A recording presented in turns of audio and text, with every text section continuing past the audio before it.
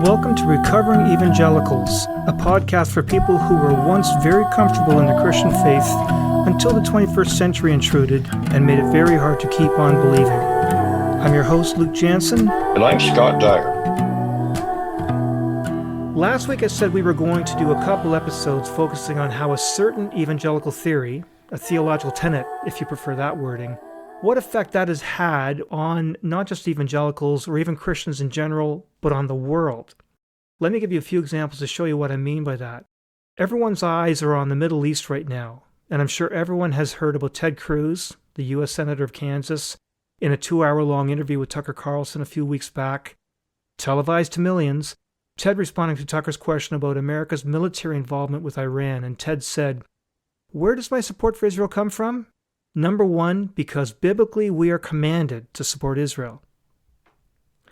Likewise, when Nikki Haley was running for U.S. president a couple years ago on national TV, again in front of millions of people, John Hagee prayed over her and referred to her as the defender of Israel. Apparently, support for the state of Israel is a key qualification for the American presidency and is a divinely commanded duty for all Christians. In fact, have you ever heard people quote the verse that says, "If you bless Israel, God will bless you"? Apparently, blessing Israel means providing them with military supplies and celebrating Arab defeats, laying hands on and praying over soldiers and ammunition. Or on the other hand, a completely different other hand, you may have heard some believers downplay the importance of talking about climate collapse, species extinction, and pollution in general, because Jesus is coming back any day now and it's all going to burn, right? And speaking of Jesus coming back, what about the global impact of that whole left behind, end times, beast and antichrist hallucination that the Christian world has suffered under for the last 50 years? All of those worldviews and distortions and aberrations are rooted in dispensationalism. Yeah, it's had a huge effect. And to be personal, it's had a big effect on my own life because that was really the first theological system I was introduced to when I first was converted. And so, yeah, I have a history with it, both with it and then coming out of it. And when you were introduced to it, was that word ever used? Eventually, but no, not really. Right. I mean, the way I was introduced to it was, in the beginning, was at the popular level, Hal Lindsey. And no, they didn't use that word. Yeah. I was under that influence of dispensationalism for decades before I'd heard the word. So yeah. Now, I also mentioned last week that dispensationalism may be a word that many Christians don't recognize. Again, I was one of those. I myself had only heard about it 10 years ago, even though that idea saturates evangelical theology.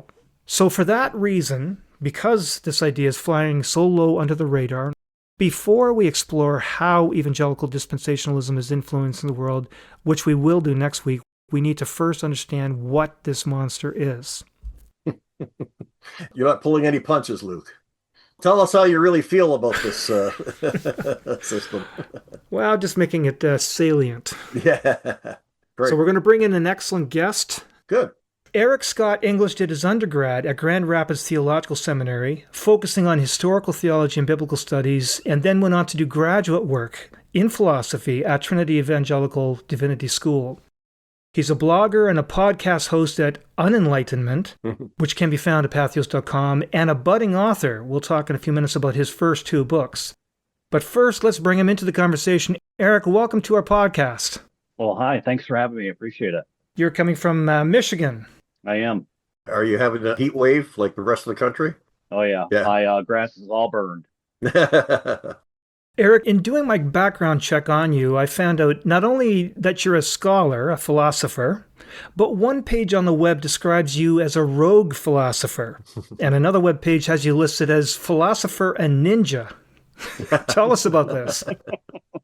It's just something that I've come to adopt as a term, as just someone who's fearless and will go out there and let the truth be his guide and not dogma or presuppositions or anything like that. That's our kind of an expert. Yeah. Right. Eric, my acting editor doesn't like it when I do this, but I like to get to know our guests, their backstory and upbringing, because this can often inform the perspective that they're coming from, their motivations for why they're speaking on these things, their experiences, sometimes even their traumas. So against his wishes, sorry, Al, can I get you, Eric, to tell us a bit of your story and your background? What made you you? Yeah, so I'm a product, I'm a child of the 90s. I was a bit of a hippie, and when I was 16, was sort of fed up with life and decided to turn to the church as a possible option. And met an old school evangelist in an old fundamentalist Baptist church, and he brought me through the Romans Road and did all the things that evangelists do, and yeah, became a Christian and got introduced to their way of life. And within 7, 8 months, the church split. The pastor had allowed his daughter to attend prom, and so that created Scandal. a, oh, Ah. I know, it's if you're getting Footloose vibes, you're not too far off. Um, so that split the church. The pastor had a heart attack because of all the stress, and so that was my introduction into religious life, if you will.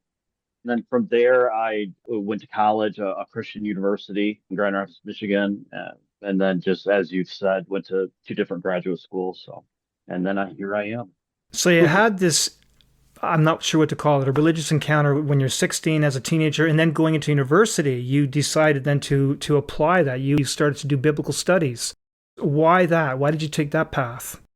Well, I've always been, I mentioned my desire to let truth be my guide in all my pursuits. It doesn't matter if it's religious or whatever. I always believe that I should be a good Christian as much as a good human, and both of those play in together. And so I just wanted to learn more. I wanted to take this seriously. I don't jump into anything without taking it seriously. Maybe that's a character flaw. I don't know. It has been in the past at times. That's what made me a ninja, apparently. And then from there, it's just learning more about the Bible, having questions, not being satisfied with the answers. For me, it was natural to then jump into historical theology. So I did that for 2 years just to see the trace of thinking about what I had learned from the Bible. And then from there, again, another natural leap would be philosophy. So you didn't grow up in a Christian context at home? No, Okay. I did not. Okay, so you came at it as an outsider. That's similar to my journey. Yeah. So I don't, maybe I'm getting ahead, Luke, but if I am, just say so. But where would you place yourself now? I'm a theological mutt, and I don't really put myself because I can put myself in certain places, but perception is another thing. Yeah, Liberal people think I'm too conservative. you're Conservative right. people think I'm too liberal, and so I have a happy place by myself. I Yeah, know what you're okay. talking about. Yeah, it sounds like Luke and me. Yeah. Yeah, so all that learning undid that whole religious experience that you had at 16. You've been on that slippery slope, dropping a lot of baggage along the way. It wasn't the learning as much as it was how people responded to questions that I had. I became suspicious because of so I have a quick example here. So one of the books in one of the theology classes I had was one of Brian McLaren's books, and I don't know which one it was. And we were using it as a foil for whatever the conservative position was. And I asked the question. I said, I don't understand. It sounds to me like what he's saying is we need to help the poor. We need to, be socially aware in all these contexts. I don't understand why that's contrary to what you're talking about to the professor. And his response was, well, he's a Democrat. And that means that because he's a Democrat, he's coming at it incorrectly. He's got an incorrect worldview that he's trying to position these social things. And so they become political. This is before white Christian nationalism was huge and all that stuff, right? So I mean, I have tons of stories like that, but that's just a good example of the types of responses that we'd get to types of questions that I had that were unsatisfying. Wow. And I think that experience, that led to you writing a book, Unenlightenment, a theological foundation for deconstructing and reconstructing the Christian faith. And I think that in turn set the stage for your podcast and your blogging at Pathos. Maybe you can say a few things about that. But I also noticed on your bio page that you're presenting yourself as somebody who can speak to people who have been traumatized by the church. Yeah, it's just I encounter so many people just in general life that have been traumatized by the church. I currently attend a church. I'm an elder at a church right now that it's made up of a melting pot of people who've been traumatized by the church. and are either going through some sort of deconstruction or are in the sort of healing process of, okay, what do I do now that I've battled and gone through all this stuff with the church? Can I come back to the church? What would that look like? And so we provide a place for people like that. Sounds like my kind of place. Yeah, that must be challenging though to have Oh yeah, yeah, because we have people all over the spectrum right. that have like their political views, their religious views, everything. Somehow we're able to we Yeah, talk a lot about the benefits of being curious and thinking and questioning, and we use those as sort of like our core that everybody can get around. And so we right. sort of always go back to that. The far right and far left will both give you the shirt off their back if they have to. And then, Eric, you labored over a second book, this one with the title The Kingdom of Man, Evangelicalism, and the Distortion of Christianity. That's actually the one that brought you to my attention. This one only came out a few months ago. It was in January, I believe. So tell us what motivated you to tackle that topic, that subject. A lot of people, when they write, and this was true of me in my first book, when they write books, it's something that they enjoy. They love the research. They're really into what it is that their topic is. This was something I did not want to do, Oh, and Mm. it was torturous to do it. It was depressing. It felt hopeless, and it made me ashamed at times of just the traditions that I come from. And so I just want to throw that out there. This was not a fun thing to do. But I felt like it was necessary because I was beginning to see trends with all the various education that I've had. So historical, philosophical, theological, like trends that were actually all more related than I think people think. And those trends were providing me explanations as to what was going on in our current situation, our current culture. So I began the process of writing that. But really, what really motivated me was this question I kept coming back to was, why is it that people I respect, people I know who are intellects, scholars, why do they lose rationality when it comes to Donald Trump or Yeah, politics in general? I can have a great religious conversation with them and we can disagree theologically and stuff and still be friends, but not in politics. For whatever reason, rationality goes out the door and people become bumbling babies. yeah, I don't know how else to describe it. And like, yeah. uh, yeah. And I was curious, like, why is that? Why are they more passionate about this than they are their faith, for example? Yeah, you're absolutely right. It's fascinating. It's when I listen to what's going on in the U.S., I just think it's like they're under a spell or something. It's Yeah. it's very strange. I think sociologists are going to have a lot of work to do to unwind our current you situation. must have been influenced by Kristen DeMay's book. I was absolutely. I absolutely love her book. I've had her on my podcast before. She's local, and so her book tackles it from a cultural, political perspective. I thought, well, what about a theological, philosophical perspective? And so mine does something a little bit similar to hers, but from a philosophical, theological perspective to provide historical explanations as to how we got here. Mm. So is a historian. My book is in two parts. The first part is the history, and the second part is my analysis. And what's the title of her book again? Jesus and John Wayne. She, Oh, Jesus and John Wayne. Yes, okay, right, Yeah, for our listeners, we had her on quite a while ago. It was episode 48. So right. now, Eric, in your own book, you've got a couple words in there that I thought maybe they embody concepts that I thought you could talk briefly about. You use this word subliminalism, and you also use this term a fused worldview. That's what you're yes. addressing in your book. So tell us a bit about those things. So subliminalism is key in marketing. Businesses use subliminalism all the time for marketing purposes, and it's shown to be incredibly effective. And I don't say that pastors and religious leaders are doing this intentionally. I think this has become so ingrained in the culture of seminary and teaching pastors and then teach congregations, and then that gets thrown in or that gets sort of meshed into culture. That's sort of the train of how ideas get moved. The subliminalism is just something that's been practiced over and over again through various cliches that you'll hear, So, for example, I think I use the example of the Word of God as an example of term that is loaded with subliminalism, or biblical. That's even better one, right? Ah, yes. What I'm telling you was biblical. I Right. mean, that has a ton of subliminalism built into it. So we've just sort of adopted. It's a language problem, and I think we've just used that or developed that through time, through history.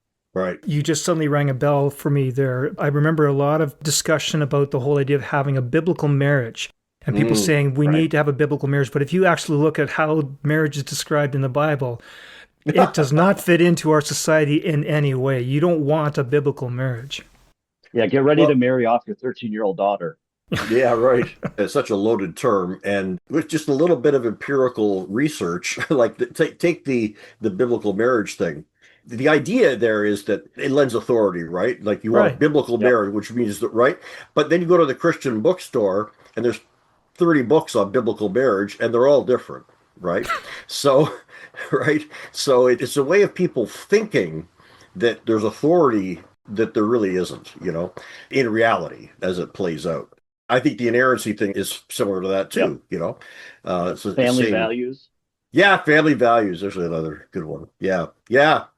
It's kind of like it's the water we swim in, right?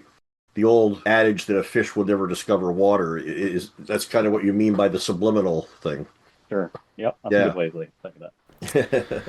Okay, so Eric, the title again, or at least the subtitle of your book, Evangelicalism and the Distortion of Christianity. I checked with you earlier. You're speaking about distortions, I'm going to put it in the plural form, distortions of Christianity in general, one of which is dispensationalism. That's really, you did an article, that's what caught my attention to you in your book. You were speaking about dispensationalism, and as I've already told you, we're doing a couple episodes here on dispensationalism.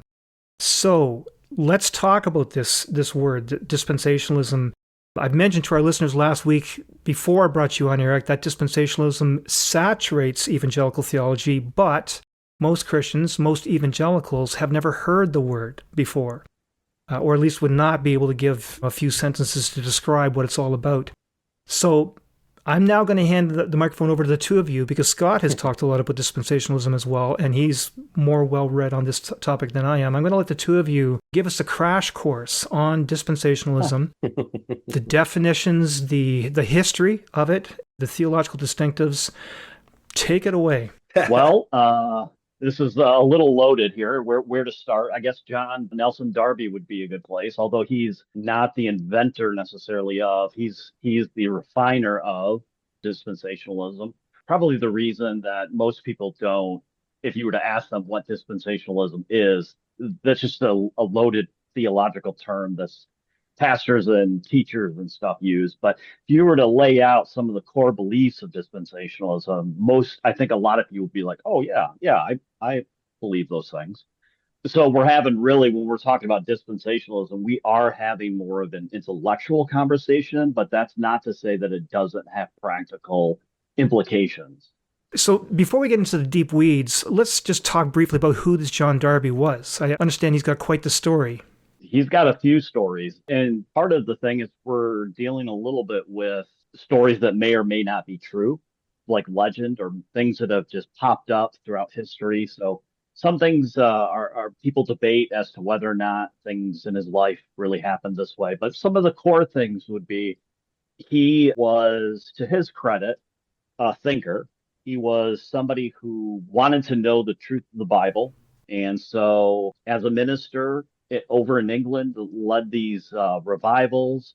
I guess we would call them revivals. He was a pastor, but then he got into an accident. He was thrown off a horse. So, in that accident, I'm not sure if the accident triggered something inside of him. Like, I don't know what it is, but he wasn't ministering anymore. And so he had time. And he began to read the Bible and study it and notice themes that he could see from the Old Testament into the New Testament and then into his current context, both political and religious context. And so he began to detail these things out. And he was borrowing some things from other people who had done work in the past, of course. But his brainchild ended up being what we now call dispensationalism. And dispensationalism is made up of a ton of different themes, but it's primarily focused on end times and the return of Christ. That's sort of the core, that everything else sort of revolves around. And for him, well, and for a lot of people, as if you're a student of history, you'll know that actually this is his way of thinking was not new. As far back as the Council of Nicaea, we see end time stuff as a motivating theological factor for decisions and even political ones that are being made during that time. So he basically developed this or put teeth to it, put it out there, and it just caught. It was also concurrently happening in America as well. And we're talking like mid 1800s. In the Plymouth Brethren movement. Yes. Right. Yep. But since then, it has, in all like conservative circles in general, conservative fundamentalists, it really meshed well with their brand of theology or their way of doing things. And so it grew significantly as we see at the same time, like evangelicalism and fundamentalism and stuff are being birthed and growing and stuff like that. Now, a slight modification, I just wanted to check. Here I am challenging the expert. My understanding was that, yes, it did grow, but Darby came up with the idea, and it kind of stayed limited around him, but then it really took off when Scofield took the idea and created his reference Bible. And Scofield's got quite the interesting story. I don't know if you know much about that, Eric, do you? I do talk about Scofield a little bit. And I say exactly what you just said, that was sort of the catalyst, or that was the best way for those ideas to get put out in the general public so that people could begin seeing. It was like really the first study Bible that was put out. And it basically charted, along with, as you were reading various texts, it would just go through and chart all of this end time stuff and how it was all linked together. And by combining it into the Bible, it gave it a stamp of authority, right? If Scofield had just written a book about the end times or whatever, we probably wouldn't be talking about it, but the fact that, like you said, he put it in a Bible, and it was maybe one of the first, if not the first, quote, study Bible, enormously popular. People just identified that is the, to use the term we just talked about, that's the biblical view, right? That's the way we ought to, and it really took root in that way. And if I can just throw a couple salacious details on that. Again, I did a little bit of looking into it, and just to spice up the episode a little bit here, the story that I read about Scofield was that for the first few decades of his life, he was quite the scam artist. It talks about he was taking bribes, he was embezzling campaign funds from politicians, he was forging signatures on legal documents. I think he was a lawyer, and so he was forging signatures on lucrative transfers of wealth, and this was all to pay, as the story goes, to pay for alcoholism. He was quite addicted to the bottle. But then he got saved, and he cleaned up these ideas, created his reference Bible as part of his own personal studies, but that became the Scofield Reference Bible. And he added a lot of details into that, despite he had no training whatsoever in hermeneutics. And this is where we get the Scofield Bible from. I think it was in jail that he was introduced to Jesus in some way. Okay. That's where he sort of had his conversion experience. Okay. So between Darby and Scofield, this is where we get dispensationalism. Let's now talk about what is this idea? What are the distinctives, the theological distinctives? So, as I said, it's one of the things is its core of end times related things, the second coming of Christ. And then you also have things like inerrancy and free will and all the major distinctives that are really common in a lot of other ones. Yes, it tries to show a unified message in the Bible, but it also is distinctively political as well. And that happens through these conversations about the second coming of Christ, in particular the book of Revelation and what that'll look like. The book of Revelation, in my opinion, is really just focusing on its own context in Rome and things like that. But a lot of people like to extrapolate and say it's America and all these different things. And because it talks about Rome and all the politics involved, like with leaders and different things like that, that stuff gets translated into his context or our context. And so that's why it's so relatable, I think. So I put out this article not too long ago, and I had someone comment about end time stuff and said you should go watch this video. It'll convince you that Jesus is going to come and at some point. And then I said, I will do that if you go and read the book, 88 Reasons Why Jesus is going to Return in 1988. I mean, throughout history, we have all these different, Israel, when Israel became a nation, that was going to be the end Oh, times. yeah. Hitler was the Antichrist. So it lends itself to identifying political or charismatic leaders. It also can be used very negatively, you know, calling some people the Antichrist or whatever. It's very heavy into these labels, and that's, I think, not as much of a problem back then as it's become in our modern age of people like Hale Lindsey in particular was Right. really set that off as being sort of a popularized notion or idea and then the book series Left Behind, built on that, and then it's just gotten out of control. The essence of it is the dividing of history into these dispensations, right? And based mainly are to a great extent on the prophecy in Daniel of the 7 weeks, right? The Daniel talks about these 7 weeks, and these weeks are then related to epochs in history, but the focus is on the last week, is on the final dispensation, which we're supposedly in, and how that is going to unfold. And I can tell you when I first was converted, that was the first that was the thing that really I experienced that I was taught about by other Christians. It was in a Baptist context, and I'll never forget the first night I went to some sort of a meeting, and these guys were talking about this word I'd never heard before, rapture.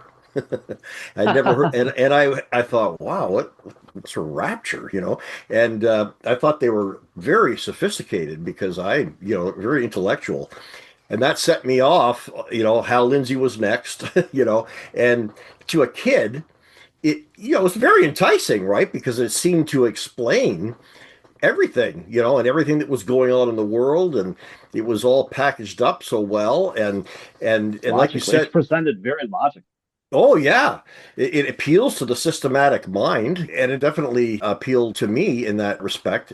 The birth of Israel, I think, that Hal Lindsey really, focused a lot on that as being such a key signifier, and I think that's still true. Like I think this is what gives rise to, we'll talk about it, I'm sure, Christian Zionism, right? Where this idea that Israel is the key signal that we're in the end times, and anybody who opposes Israel is obviously on the side of the Antichrist because God favors Israel, and so on and so on.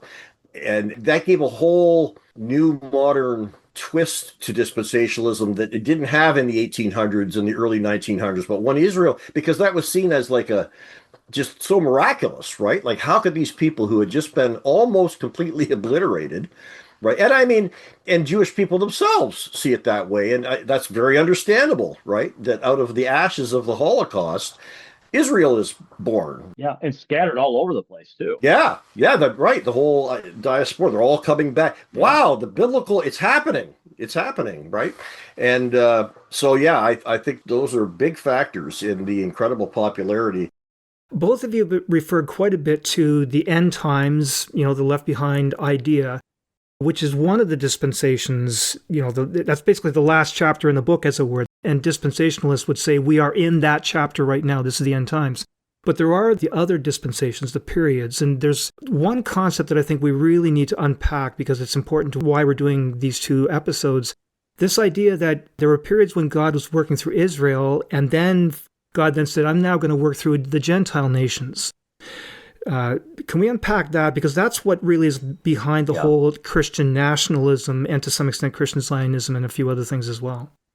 Yeah, so I'm glad you raised that question because the dispensations also sort of counteract, theologically speaking, Reformed theology and covenant theology in particular, as they have covenants that are basically like periods of time. Dispensationalists sort of counter that with their dispensations.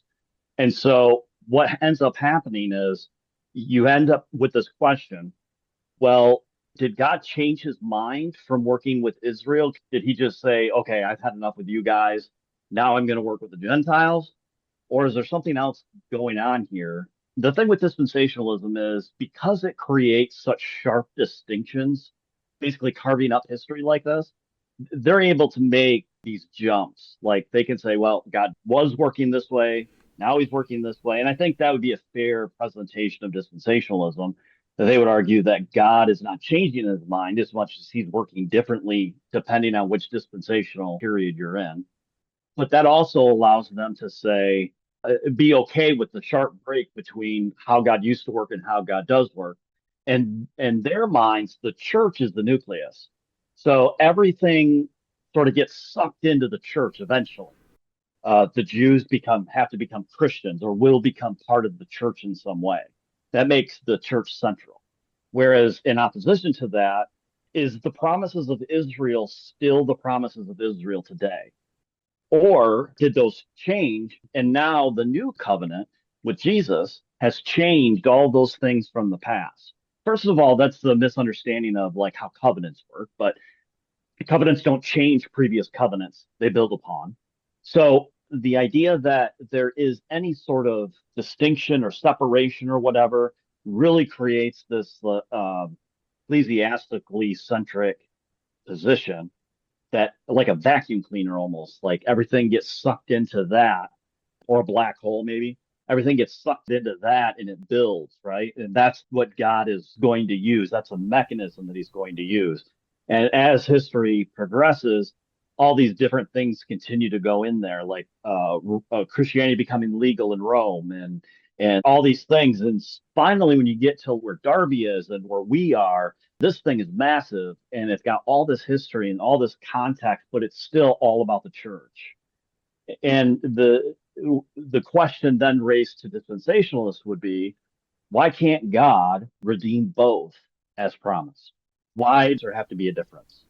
I think it's important to also point out that it sees Israel and the church as being very distinct things. In other words, the reformers tended to identify Israel with the church, that the church is the new Israel, right? And that's still a pretty strong belief amongst reformed people. But in dispensationalism, there may be some sense of that, but Israel as a distinct entity is also emphasized, and that it has its own future and its own importance in the scheme, in kind of God's scheme. So they're not the same thing. There's a real right, but they'll emphasize that as a means to an end. Right. Like in the end, it's the church. Oh yeah. And in the end, it all ends up being brought into the church. Yeah. And I've heard some Jewish people commenting on that, saying, these evangelicals, they love Israel, but they only love Israel because they think Jesus is going to come back and make us all Christians. Yep. They don't really love Jews just as Jews. Right. So, so it's a little paradoxical, or there's definitely a tension there. Just to quickly rhyme off, just because I chat GPT'd it, the seven dispensations they talk about, Eden being the age of innocence, then the fall being the age of conscience, then human government being the Noachian covenant, then the patriarchs. And Noation being Noah. A lot of listeners will know what is this Noation thing. Noation, yeah. I don't know if I made up that word, but anyway. Then the patriarchs, and then the law, the era of law, and then, of course, the one that is most focuses on is the church age, right? The age of grace, of what they call the age of grace, which will then usher in the age of the millennium, 1,000 years where Christ comes back physically, reigns on earth for 1,000. I mean, this is one. There are different versions within dispensationalism of this, but basically that Christ comes back to reign for 1,000 years. The temple is rebuilt. That's another very important factor. The sacrificial system is reinstated, which is, something really fascinating. And then eventually the whole world gangs up to destroy Israel, and that's the final Battle of Armageddon, where Jesus is victorious. Not maybe all, but most, many of the Jews are saved and become Christians, and history comes to its final end. So just thought that would be good to get that thumbnail out there. One other thing I want to hear from you both about dispensationalism, because I want to move to a few other distortions of Christianity, is the idea that, so this is like many other ideas, they begin in the scholarly community. Scholars and academics and theologians come up with this. In this case, it was Darby, and you could put in Scofield, even though he didn't really have the chops, the credentials. But it began in a scholarly community, and then these ideas get disseminated into the general congregations, people hearing from their pastors. But now, when it comes to dispensationalism, there's a very different response amongst scholars to that idea versus the general population. Can you talk a bit about that? A little bit. I don't know that I fully agree with the premise. I don't know that it's as I don't think it's changed really. It may be dressed a little different, but it's pretty much the same stuff, recycled over and over again. Are scholars embracing it? I would say yes. Oh, okay. With kind of a like, eh. So theoretically, yes. Let's say it that way. Theoretically, yes. Like people are still calling themselves dispensationalists or some other newer term that augments that in some way. But for the most part, that's really what they're talking about is they're dispensationalists. And so that hasn't gone anywhere as being taught in a theme in a seminary for like pastors and stuff. It's still going to be taught that way. It's just not going to be presented how it used to be presented. So you might have theological distinctives for each class, but when you add it all up, it's still dispensational. Does that make sense? So like, I think they just sort of clothe it a little bit differently, but fundamentally, I think it's still all the same. So maybe the scholars in the ivory tower will talk about it as an idea, but they're not passionately motivated by it, whereas the general population is passionately motivated by this idea. That whole Left Behind series of books and movies is just one example of many. So maybe that's another question I can ask then. Who are the active and practicing dispensationalists? I think I see it more on the evangelical and the fundamentalist side. Is it in the mainline denominations? Is it in the Catholic or the Orthodox streams? It doesn't tend to be, not that I'm aware of. I think one thing that should be mentioned is it's interesting how this took root, because it went from these ideas about ages of the church and the end times and stuff. It went from that to becoming a component of evangelical orthodoxy. And a lot of Dallas, for example, Theological Seminary, a very large and very influential evangelical seminary in the U.S., has had a lot to do with that. Now, I don't know what their current stance is, but I know when I was in seminary, you couldn't graduate from Dallas if you didn't sign on the dotted line. Say, I don't know if that's still true. Same thing with Trinity, where I came from. Oh, really? Is that right? Okay, yep. I didn't know. I didn't know. So, so they're putting out all these pastors who are, indoctrinated with this and have to sign to say that so it becomes a component of orthodoxy, which is shocking, really. So it used to be the Nicene Creed, basically the Trinity and things like. Now all of a sudden you got to be a premillennial, blah blah blah blah blah, to be considered orthodox. So that has a massive influence on the evangelical movement, and then I think that inevitably becomes political, right? Because they're trying to read the tea leaves. Who is the Antichrist? And how are these events going to unfold, especially in the U.S., which is where Hal Lindsey and the Left Behind series. I don't know the exact numbers, but I think it's one of the best-selling books in U.S. history. It wipes out secular books. They don't even compare. I remember reading about this. That what's his name again? Jenkins. I forget his first name. His son is now doing the Chosen series, which is interesting. But he's made bank off this. Well, he's a good writer too. So they're well written and they're presented logically. And so when you put those two things together, it makes something popular. Yeah. Yeah, and even Hollywood has gotten involved, right? I mean, they've put out these movies because, Hollywood cares about one thing, money. And if they see a big part of the population of the U.S. that's going to go to these movies, they're in. The Ted Cruz thing, I think it's awesome that happened. And I don't like Tucker Carlson, but I give him props for that. Yeah, seriously. And it kind of it's like coming out of the closet almost, like this thing that's been kind of hidden and, Yeah, it is. and all of a sudden there it We all is. know that Yeah. that's the case, right? Yeah. But the Yeah. general public doesn't. Right. Right. So I think that was fantastic. And now it's hopefully, I hope that conversation continues because it's a really important conversation. Yeah, I tell people this all the time. Being on the inside, because I'm part of a church, right? Yeah. I know that throughout my history, I have even participated in ways of trickery and different things like that. Yeah. And I've been called out, like, people are starting to call out people for doing that now. And I Right. think that was a good example of that. Like, Yeah. we have some hidden agendas and motivations behind the scenes here. People just want to be loved. Why can't we just love them without motivation? Right. No, I certainly, in my Christian experience, until probably, I don't know how long ago it was, but for many years, especially in my younger days, having been inundated with all this kind of material, I definitely favored Israel to they kind of commit no wrong, and I remember reading Exodus by Leon Uris, and that's of course a Jewish author, but he, underscoring the birth of Israel and all that kind of stuff. And I would say to people, well, it's the only democracy in the Middle East, and there's, and I would take back a lot of those things now, even though I'm not anti-Israel. But I certainly don't think the Israeli government has any special status. And of course, what they're doing right now, I think, is horrific. So, and yet there's a lot of not sympathy for the starving people in Gaza, but Christian reluctance to criticize anything they do.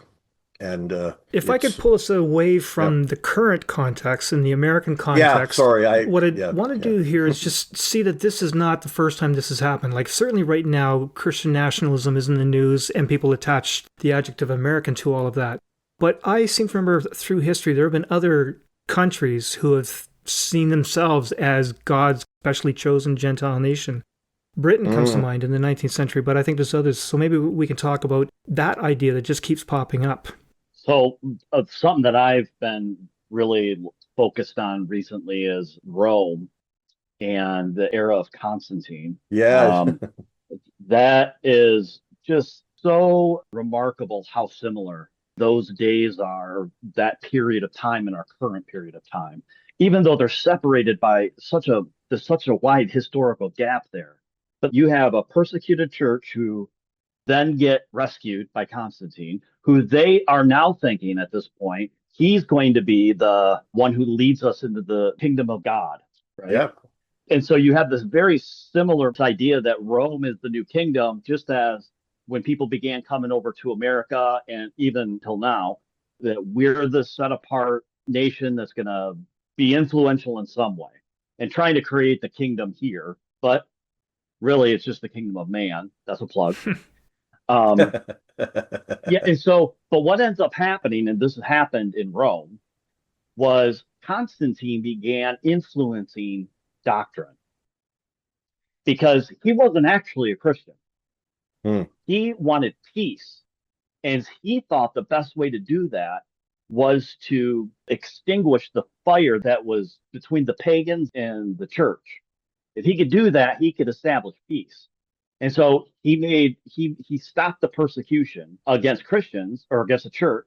And as a result, they began getting close to him. They became a political institution because he started building these lavish churches that were like palaces, gold and wealth and status, and it ended up being Orthodox Nicene would be almost a political party like we have today, and things like Arianism and all these controversies of the day being other, we'll say, political parties. And I say political parties because they were both involved in their a political process.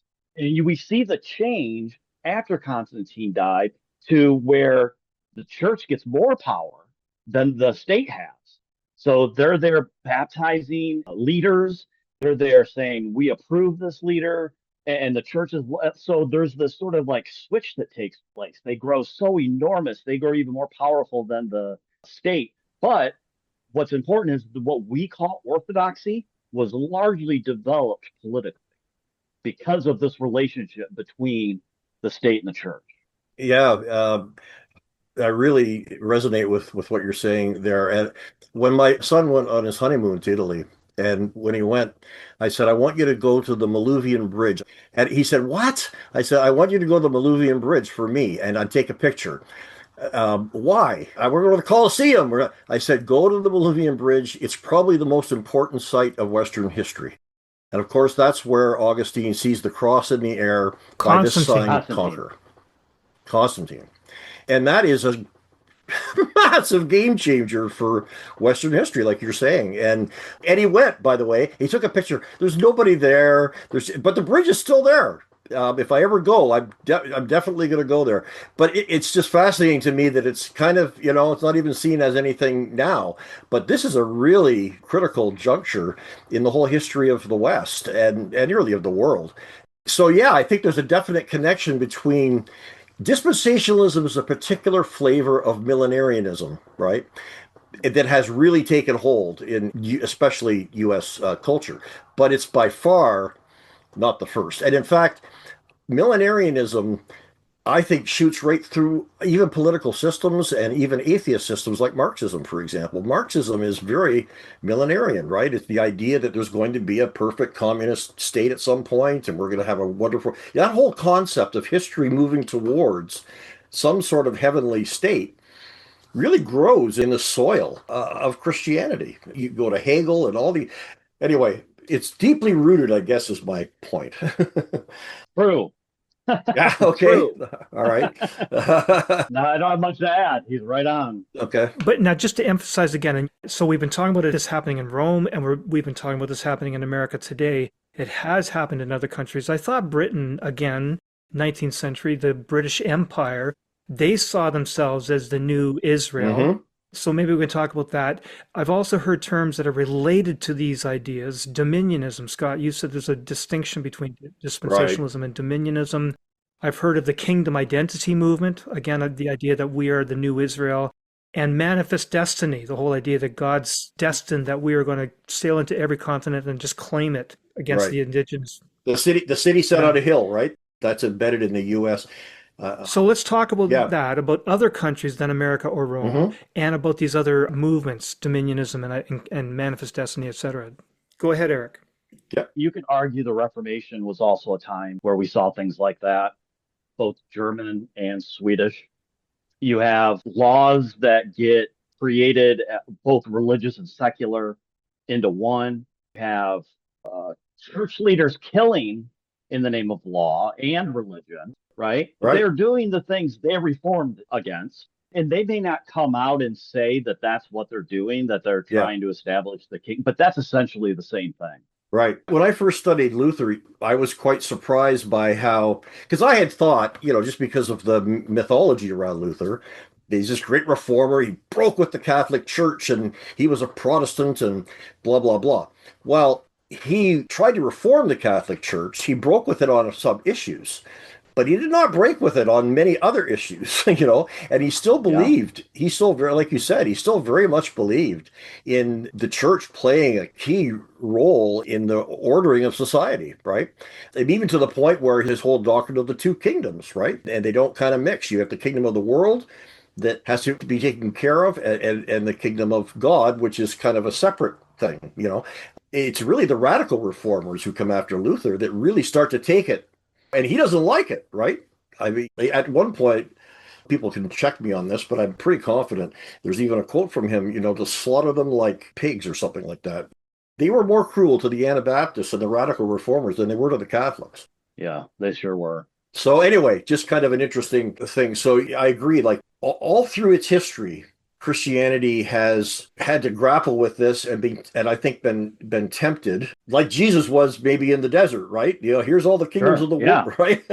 Right. Yeah. But unfortunately, you can have your kingdom right now. Right. Unlike Jesus, though, we say, yeah, give it to us. No, you're right on. Yeah. And and you might say the Crusades. Throughout the Crusades, there defending Jerusalem and the relics of Christianity and all that stuff. Yeah, again, A lot of contact I have with Muslims, and one of the big criticisms, of course, the way people attack Muslims is to say, "Oh, Islam, it's spread by the sword. That religion spread by the sword." Oh, there's truth to that. It did to a certain extent spread by, but you don't think Christianity spread by the sword? Oh man. Yeah, I mean, there were times they were doing the exact same thing. They were saying you become a Christian or you die. Those are your Yeah, options. right. Frankly, even worse, because in Christian society, pagans didn't have any place really, at least in Muslim society, because of Muhammad's teaching that we're all people of the book.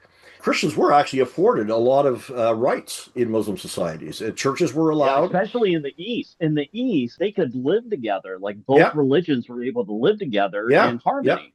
That's right. They did have to pay a special tax, but the reason for that was because they couldn't serve in the military, because they didn't want Christians in the military because that would be conflict of interest or whatever. So we have to be really careful in how we think about these things. If we, like you said earlier, the pursuit of truth instead of just the propaganda. Yeah, we get presented with such a whitewashed history of like a PG version of our Yeah, story. right. It's very much rated R. Yeah. So these other movements that I mentioned a moment ago, can you tie them to dispensationalism? Things like the kingdom identity movement and the manifest destiny idea, God working specially through specific nations. Can you draw a line between those distortions of Christianity? Are they tied to Mm, dispensationalism as well? So I would be hesitant to say that, even though the way that it's being characterized, like the way you just characterize it, I'm not positive I would sign on with that way. But on the other hand, I would say yes, they are connected. But I don't think dispensationalism is the conduit. I right. think that the idea of exceptionalism and all these other things that all of like humans, like it's a sin, like it's something that we're constant pride. We're constantly battling all these different elements, and it's the worst of us when with things like exceptionalism and dominism and manifest destiny and things like that. It's like a extreme or carried away version of what Christ is talking about, but it's still there. It's almost like total depravity. We're sort of all in the West, at least, we're sort of all born with this idea that we're exceptional in some way and that we are exceptional in Christ, Right. but in the wrong way. Like it's like I'm someone important because I'm me, because I'm an American or whatever. Right. And that it's those things that I think are the underlying conduit that all these other things pop up from. They spring from that. Yeah, there's a lot of streams that flow into the river, right? Yeah, and so I didn't want to Yeah. get the idea that you use the word conduit. I didn't mean to say that they come directly out of dispensationalism, but there's a lot of influence between those various ideas that I mentioned. And so I'll give you another example, the prosperity gospel, which I see as another distortion of Mm, Christianity. There's an interaction between dispensationalism and the prosperity gospel. Ted Cruz, for example, he said the reason he stands on the side of Israel is because God says, if you bless Israel, I will bless you. And I want to be on the blessing side of things. So that whole prosperity gospel doesn't directly come out of dispensationalism, but they feed off each other. Both movements feed off each other. Right. So one of the things that I connect in the history part of the book is I show the sort of relationship that grew between people who were evangelicals. Well, at the time, that was everybody in America who was a Christian was mostly an evangelical. There were like liberals and other Catholics and other versions out there, but really the core would be, we would just call, they didn't call themselves evangelicals, is what I'm saying. But the relationship that ended up forming in and out and throughout this time period of the mid 1800s to about the mid 1900s between fundamentalism and evangelicalism. And sometimes they were so intermingled, you couldn't tell the difference between the two. But this is why you see so many different aspects coming out of each, like it's prosperity gospel. You would think, what does that have to do with evangelicalism, or what's that have to do with dispensationalism? In particular, not evangelicalism, but dispensationalism. Because at some point, they were all relational in some way. They might be separate now, but they have a history together. They're all coming out of similar things to get where they're at today. right. All right, gentlemen, we are getting short on time. Eric, is there anything that we haven't talked about that you think we really do need to talk about? Well, I just think that one of the things that I talk about in part two of the book And we've talked about the many streams and the different things like that, but why is it happening today? Like what has happened? What has taken place to make all these different things come together in the moment that we're living in right now? And this is something that I termed a fused worldview. So in a person's worldview, most things are separate. You have like your societal life, your culture, your beliefs or religion. They're all sort of separate, and then they all sort of together in their independence, kind of like that you would articulate the Trinity, in their togetherness, create that worldview. But in and of themselves, they're separate. You know how to compartmentalize as this is your religious life, this is your political life, or whatever. What's happened in the evangelical worldview is a fusion has taken place. So throughout the 1900s, and this is what I'm really documenting in the first part, what we're seeing is this growing integration into political life. And it actually happens fairly quickly early on in the century. And so what you end up seeing, though, is people at this point are unable to distinguish between the various aspects of the worldview because it's all become fused together into one. And so a healthy thinking person would still be able to compartmentalize those, and they inform each other in their own ways as well. But their identity is important in a worldview. And when all of those get fused together, so they start by getting entangled. You can still separate them, but they're entangled. And then they become fused if you don't do anything about it, if you're not consciously or purposely thinking about these things and how your thinking has changed throughout your time and stuff until it gets fused. And then it's probably too late at that point. You're in echo chambers, you're all in and you don't even know it.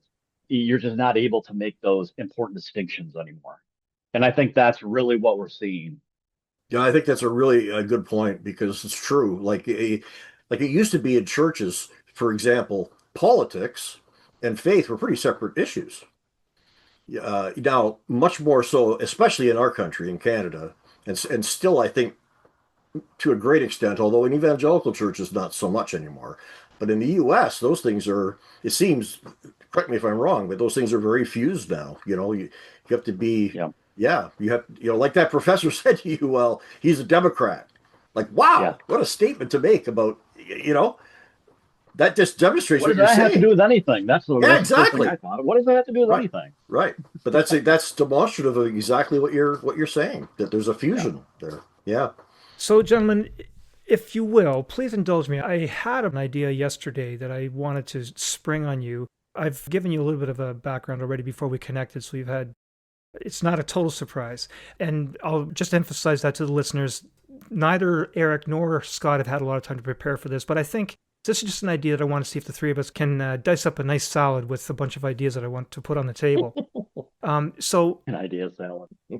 we've been talking a lot about the past and the present of dispensationalism, and so let's now talk about the future. We just began to dip into that in your last comment there, Eric. And what I'm going to do here is to put the ideas of three different people, one we're going to interview next week, one that's reviewed his work, and one that we've talked to in the past. I'm going to put these three ideas on the table, and I'm going to try to be very clear for the listener especially where these three ideas are on the table. And then I want to see if there's any interaction between those three ideas. So the first one will be, next week we're going to talk to Dr. Daniel Hummel and his book, The Rise and Fall of Dispensationalism. And I'm going to challenge him on the idea that has dispensationalism fallen?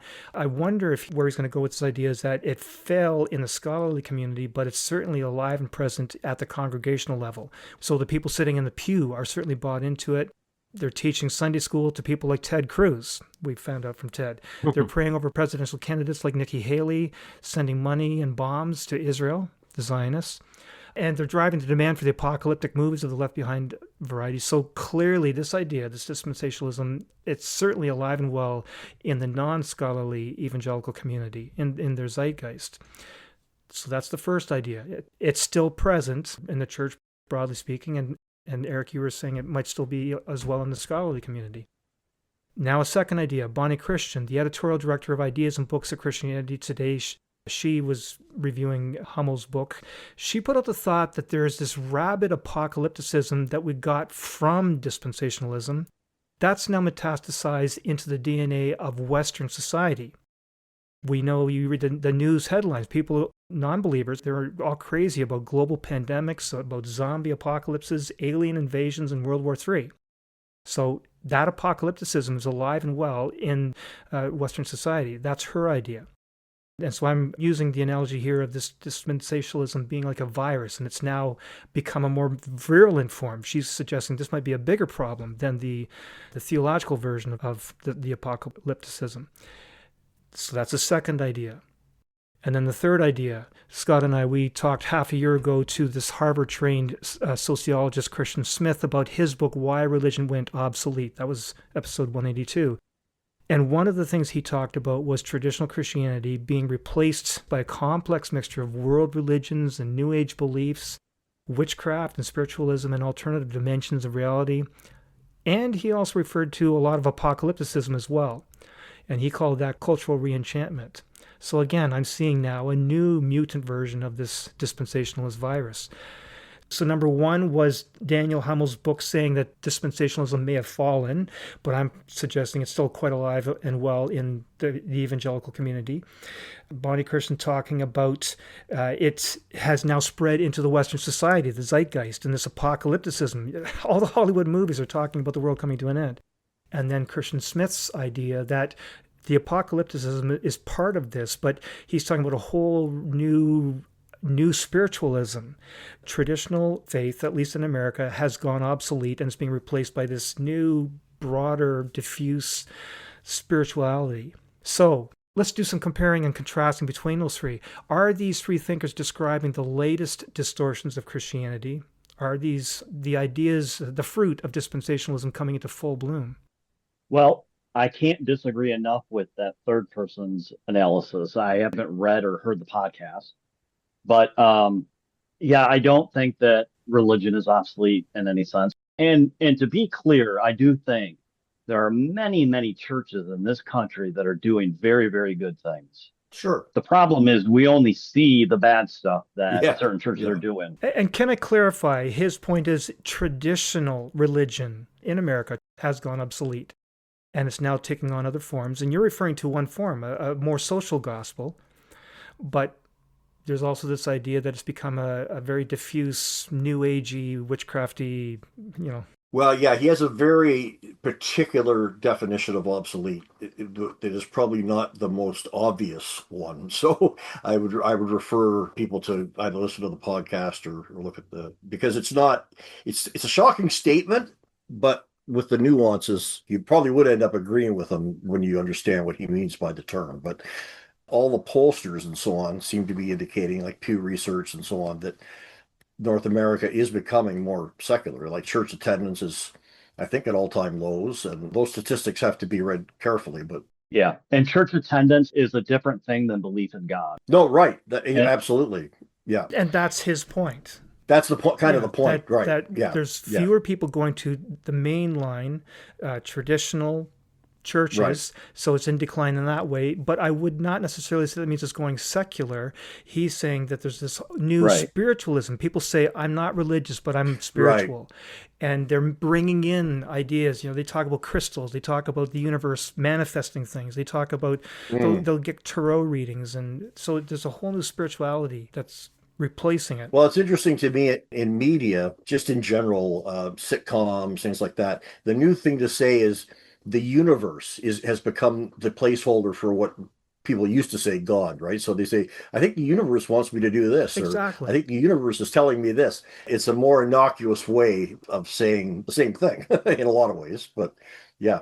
Yeah, I think certainly the vernacular has changed, but I'm not sure that we're going into certain churches and seeing crystals being used and things like that. What I see happening is people are used to get their answers from the church.